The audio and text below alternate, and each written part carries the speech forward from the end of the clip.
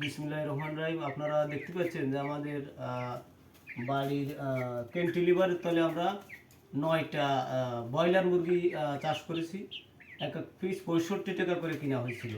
তা দেখেন মানে শুধু ব্রয়লার ফিড খাওয়ানো হয়েছে, এদেরকে কোনো রোগ বলে সম্পর্কে কোনো ওষুধও খাওয়ানো হয়নি এবং কোনো ভিটামিন বা কোনো রকম কোনো বড় বানানোর জন্য তরতাজা করার জন্য কোনো কিছু বানায়নি। তবে এর বয়স হচ্ছে মাত্র 18 দিন।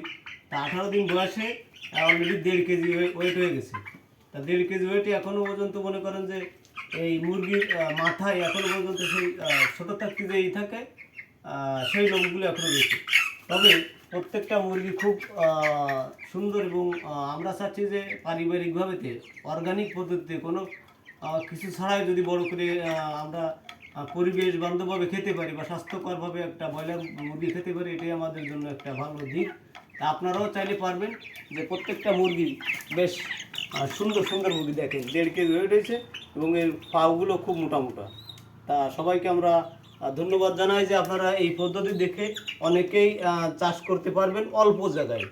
অল্প জায়গায় আপনারা চাষ করতে পারবেন। ধন্যবাদ।